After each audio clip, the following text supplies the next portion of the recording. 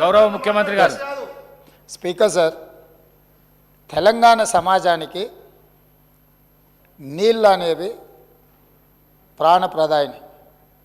ముఖ్యంగా దక్షిణ తెలంగాణ మహబూబ్ నగర్, రంగారెడ్డి, నల్గొండ, ఖమ్మం జిల్లా వరకు కృష్ణానది జలాల మీదనే ఆధారపడి జీవితాలు కొనసాగిస్తున్నాము.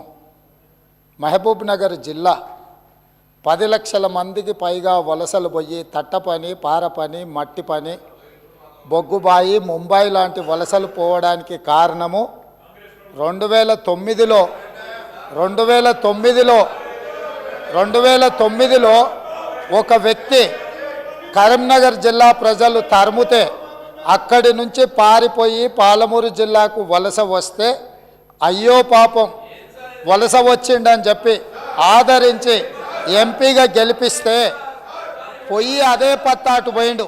ఇవాళ అలాంటి జిల్లాకు సంబంధించి కృష్ణానది జలాల మీద చర్చ జరుగుతున్నప్పుడు ఆ మహానుభావుడు ఇక్కడికి రాకుండా ఫామ్ హౌస్లో దాచుకొని ఈరోజు తెలంగాణ సమాజాన్ని అవమానిస్తున్నాడు. ఇంతకంటే కీలకమైన అంశం ఈ తెలంగాణ సమాజంలో ఏమైనా ఉందా అధ్యక్ష? మీరు చెప్పండి. మీరు కూడా వికారాబాద్ జిల్లా కరువు ప్రాంతం నుంచి వచ్చిండ్రు కదా.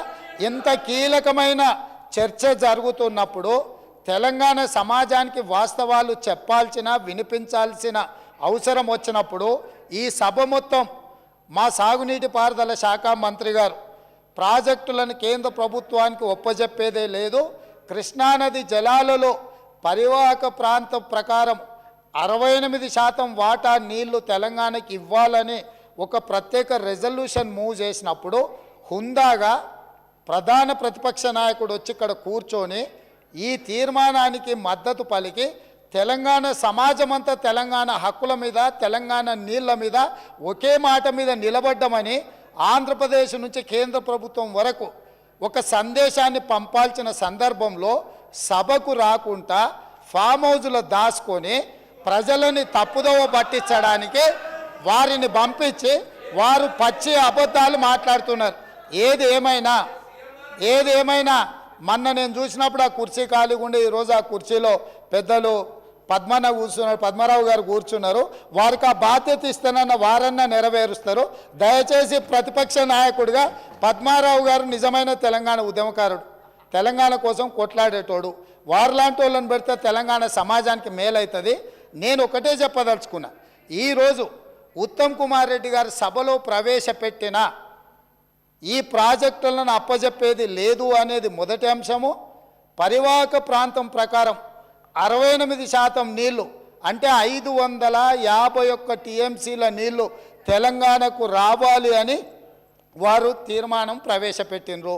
దానికి అనుకూలమా వ్యతిరేకమా మొదట ఆ విషయంలో స్పష్టత ఇచ్చిన తర్వాత మిగతా ఏ విషయాలైనా మాట్లాడమనుండ్రి. అంతే తప్ప ఇవాళ వాళ్ళ మాటల వల్ల, వాళ్ళ చర్యల వల్ల శత్రువులకు బలం చేకూరుతుంది.